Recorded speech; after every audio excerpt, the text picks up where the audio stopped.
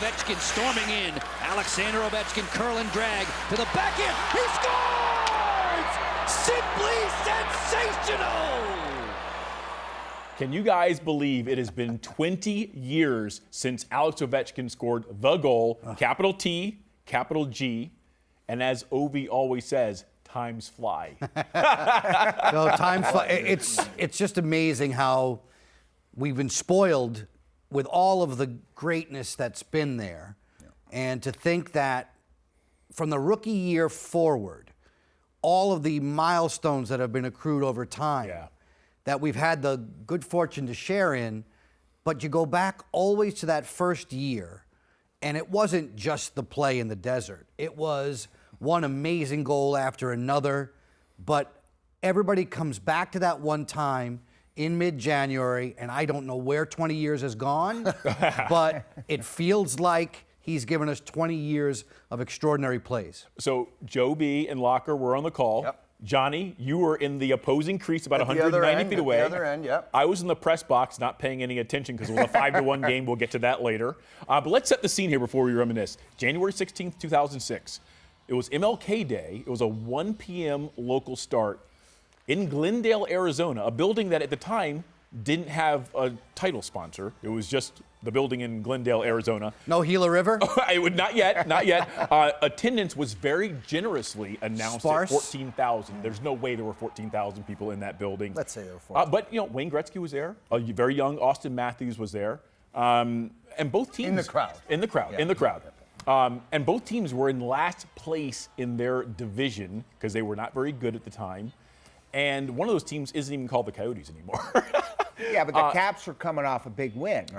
They were, no doubt. Don't want to be all negative here. The weather was beautiful. It was awesome out there. I remember. It was awesome. Johnny was getting a win. Johnny's getting a lot of run support. No doubt. Exactly.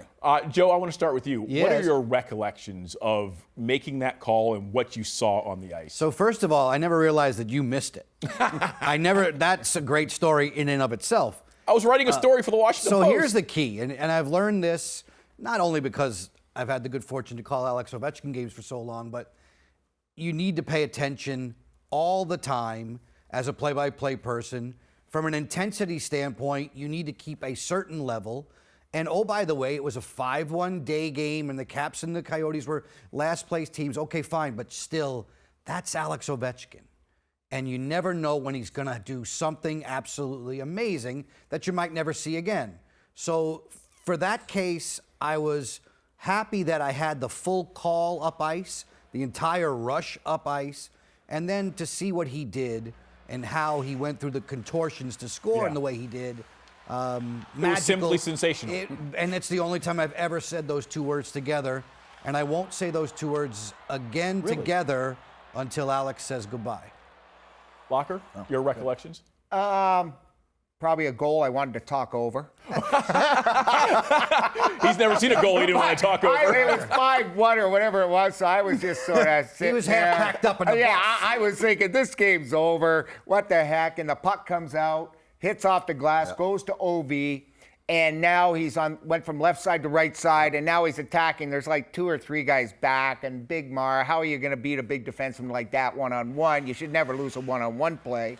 And then I see it happen, and I'm like, wow. It was just a wow moment, one of the best moments of our tenure here in Washington, calling an OV goal, because he was a rock star. Yeah, already. Wearing that, that shield that's all visor that's tinted. And the Pro Dur got thrown out. Pretty nice. Thrown out. And so, it's a rock starish type time, and it's a shame that the place wasn't packed because that was a historical goal, because not only did it set the stage for Ovi's career, the notoriety that he would generate just from one goal made him the superstar. And we knew he was a superstar, but that set him at the Gretzky level. Yeah. And now, 20 years later, look where we're at. Yeah. From ice level, did you understand before you looked at the Jumbotron what he had done? No, not fully. Yeah. Not fully. I did not grasp. I mean, like you said, being 190 feet on the opposite side, I didn't fully grasp until I saw the replay. And I was like you guys, like everybody else in that Glendale arena, like Wayne Gretzky on the bench. We were all in awe. I remember like looking at replays and seeing, you know, the guys like his teammates looking up and just being like, looking at each other and going like, what the hell just happened? And, you know, Locker said it, you know, how he picked it up off his backhand, off the glass, going down one-on-one, and then falling, and then still having, you called him a rock star, but still having the wherewithal to kind of use the top hand and the bottom hand as a lever, right? As a lever behind your head. Yeah. And whether or not I say he's going to score that goal, not just getting it to the net. That is just an amazing move. And then just the reactions afterwards. I think. And thankfully, Boyd Gordon didn't tip it in. Right, going too. But I mean, I think the chef's kiss of everything was, now that we're in the future and what we've seen with Al is just the look of disbelief on Wayne Gretzky's face. It was unbelievable. So you alluded to this. I was writing my story for the Washington Post. Like Locker, I was starting to pack up. I had looked for the plug to my laptop. My story was written, and then I hear the crowd going crazy. I'm like, what did I miss? And I see the Jumbotron. I'm like, oh my God. And they cut to Wayne, and everyone's looking up, and I'm like, oh my goodness. I mean, that was the whole building. There was like a stunned silence. Do you guys remember? There was like a silence. And then they started cheering for a visiting player because they saw what had just happened. What did that do, not only for Alex Ovechkin's profile, but just the NHL in general? Coming off a lockout, they needed something that would transcend their sport. All of a sudden, both across the border in Canada and in the United States, this highlight was on every morning show. And I'm not talking about morning sports shows. We're talking about good morning kind of shows, city to city, state to state, country to country. Can you actually believe this particular play? And to me, it's just a sign of how much this guy loved to score and never gave up on a play when there was a scoring opportunity. If you gave that chance to 100 other players, they would have slid on their neck into the corner and never gotten that shot off.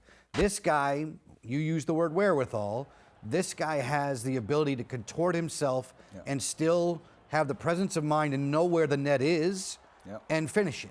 And it was the kind of goal that for the next week, sports shows, hockey shows in particular, went to every team dressing room. Hey, watch this. And to every single player in the league was asked for commentary. And now in that particular season, if you think back to where we were, it was Ovechkin and Crosby helping to revitalize a league that was coming off of a work stoppage. And tell me if I'm wrong, but I don't think that any major sport had ever been off or been locked out for a full season. No one. So you would expect and imagine that fans were just clamoring for something. You talk about the Eastern rivalry between the two greats here, the generational guys in Crosby and Ovechkin, but that goal, I think just it dominated so much because you were thinking, yes, this kid could score. All right, yes, this is Alex Ovechkin, the goal scorer. But no, it put him on the map in senses of, no, this is Alex Ovechkin, a generational goal scorer, a generational impact player that makes differences in games no matter what. Locker, were you surprised at how it kind of exploded like wildfire? No. When I first saw it, I said, this is spectacular. This is a goal that only a superstar could score. And when I watched the goal, just the way he hooked the puck without looking at the net, past a sprawled Boucher, who thought he probably had it and was very close to getting it, very close with his stick. I call it poor goaltending. You might question me, Brent, but he tried to reach for it, missed it, goes in the net. And it's the only goal, if you look back over the years, that there wasn't a scripted timeout just about, where everyone looked. The referees weren't dropping the puck immediately. They were sort of looking and thinking, what the heck just happened? Gretzky's looking several times, sort of just thinking, how did he do it? And watching the screen the whole time. Wasn't worried about who was up next, what line starting at center, nothing. So there was a moment in time that stopped. And that, to me, just shows you how big that goal was when time stops like it did in Glendale. As a card-carrying member of the Goalie Guild, did you feel bad for Brian Boucher? So listen, I came from, I played with the Phoenix Coyotes, right? The year before the lockout, and so I know Paulie Mara, I know the guy he walked, right? I know His reaction to I know Brian Boucher. I see him on TV, and I still think about that, all the time still, and I'm sure he does whenever this goal comes up.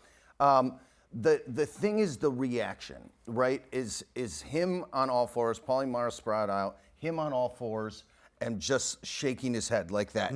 Probably not in disbelief, but probably not pissed off at at Paul Mara, just in disbelief that how the heck did that just happen? And I'm going to be on the low light reels for eternity. Yeah, and you know what? I think that season, maybe it was the season before, but he had that one record. It was like 5 shutouts in a row. Boosh. Oh, absolutely. Yeah. I don't know if it was that season though. It might have been the season before, or the season before the lockout. Joby, you've called almost all of Alex's 900 plus goals. Luckily, fortunately. Yes. Where does that one rank? I mean, I got to imagine at the top. And there's a little dissension on this panel. Well, there can be all the dissension you want.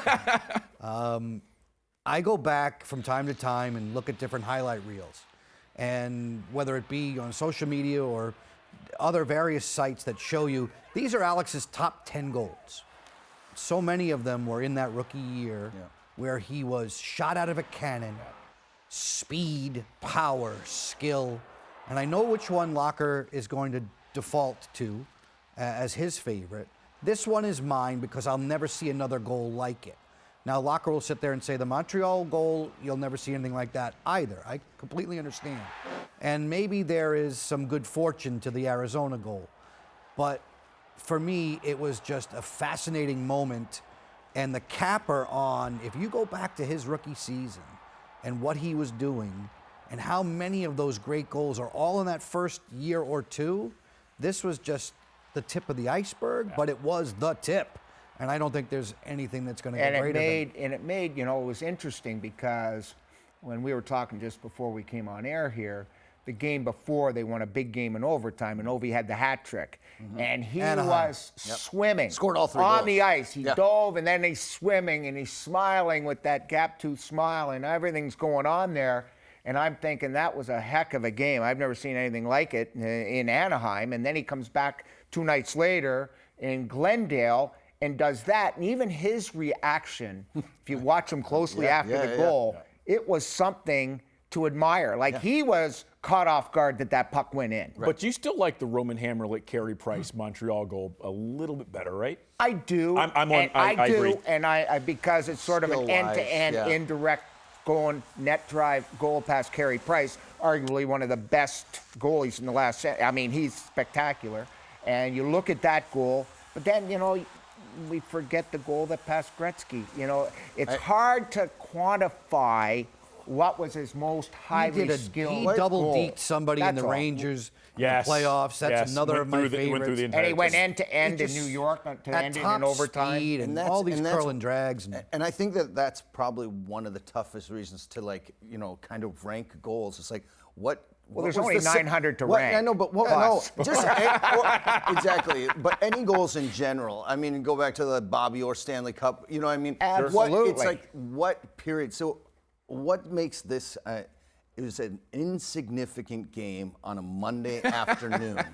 We were already up. You're right. We were already up 5-1. Right. But what it did for hockey, I don't even know. It just it blew it up. You know what I mean? It made it front page news. It made it front page news. That particular move on that afternoon, regardless of score, regardless of where those two teams ranked, for an individual to be able to do that on ice at top speed against top competition was truly fascinating. Yeah.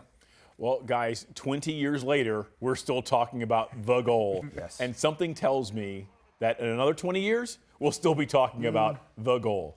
100%. Well, we will, but we're going to be ranking all of his goals. At one point, we'll have an hour show where we rank every goal in his career. It's going to take a lot longer than that. Oh, yeah, maybe longer than that. You don't script it.